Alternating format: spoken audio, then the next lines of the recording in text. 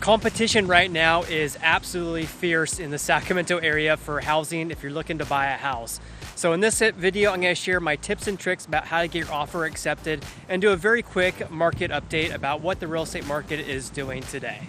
And by the way, if you're new here, I'm Jason Walter with Realty One Group here in Sacramento, and I lived in Sacramento for over 30 years. And before we get started with this video, to never miss a video about real estate related topics, subscribe to this channel right now and hit the bell to be notified when I post new videos. And I post a new video every Tuesday and Thursday.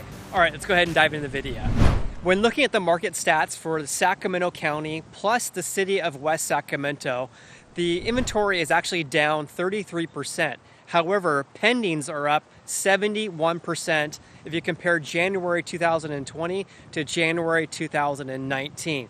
So what does that mean? That means that there are not as many listings available to purchase. However, competition is very fierce. So if you're a buyer out there, you know this if you've been placing offers.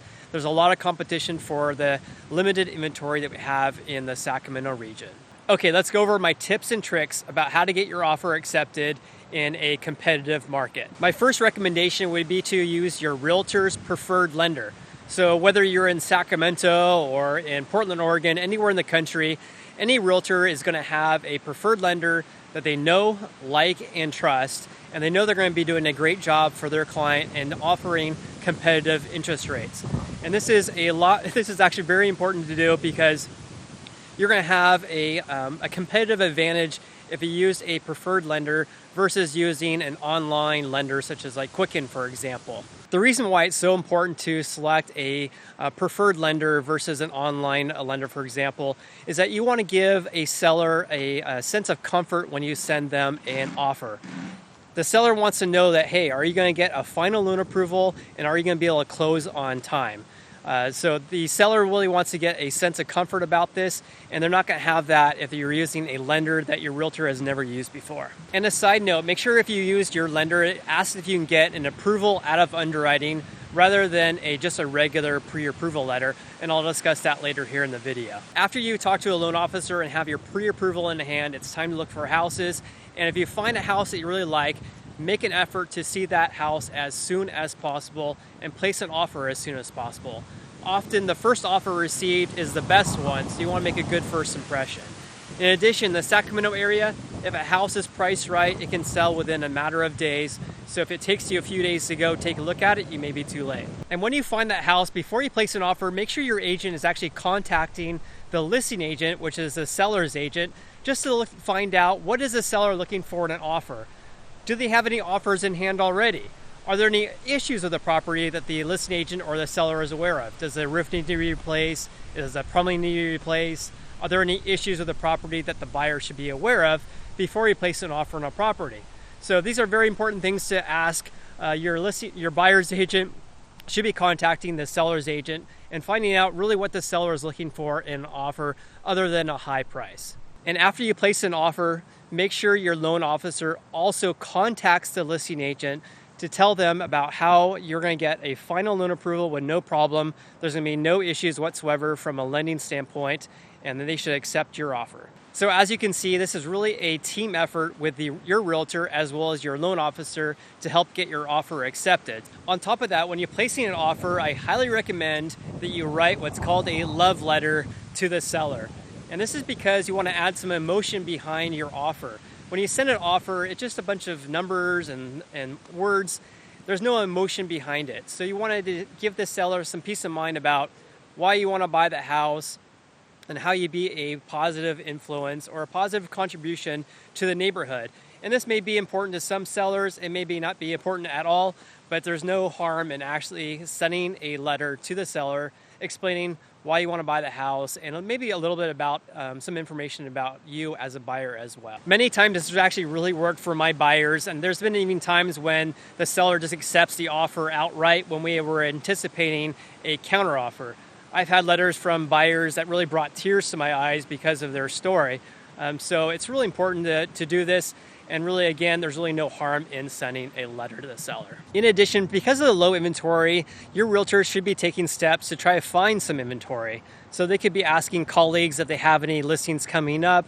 They could be asking the community if they have anyone who's maybe potentially interested in selling that fits the search criteria of what your buyer is looking for. So your realtor should be also looking for houses that are off market if you're not finding anything on market. In addition, you may be surprised to hear this, but the highest offer doesn't always get their offer accepted. And that's because there's many other facets to an offer other than just the price. So I'm a big proponent on this, and I'm trying to get my buyer's offer accepted with them paying the lowest amount possible. And that's because of all the other terms in the offer. There are contingencies of the offer, and those are ways that a buyer can back out, basically. And the most common contingencies are a buyer inspection contingency, an appraisal contingency, and a loan contingency. So let me go over briefly what those contingencies are. So the inspection contingency is a time period from when the offer is accepted, when the buyer can do all their inspections on the property, ask for a request for repairs, if any, and then move forward with, once they have an agreement with a seller, about those requests for repairs. That's the inspection contingency. And in the Sacramento market, it's around 10 to 12 days from offer acceptance. And then on top of that, you have the appraisal contingency, which means that you have an independent third-party appraiser go out to the property and just value the property and make sure that it is valued for at least what you're in contract for. So if you're in contract for $500,000, you want to make sure that the appraisal comes back for at least $500,000 or more. Otherwise, the lender is going to have an issue possibly with you buying the house if it's worth less than what you're in contract for.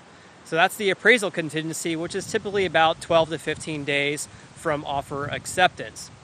On top of that, you have the loan contingency period, and that's around 21 days from offer acceptance, and that is that 3-week period for the buyer to get their final loan approval. So when I mentioned earlier in this video to use a preferred lender and make sure that you get an approval out of underwriting rather than just a regular pre-approval. So what I mean by that is that if you go to your bank and ask for a pre-qualification, they're going to ask you for your income, your debt, and some other personal information, and they're going to run that through a computer and give you what's called a DU, or a desktop underwriting pre-approval. And that's just basically computer spitting out how much you actually are pre-approved for. So maybe that desktop underwriting or DU pre-approval will be for approval of $300,000, for example. And so if you go to your preferred lender and say, hey, I want to go a step above that and say, hey, I want to get an approval out of underwriting.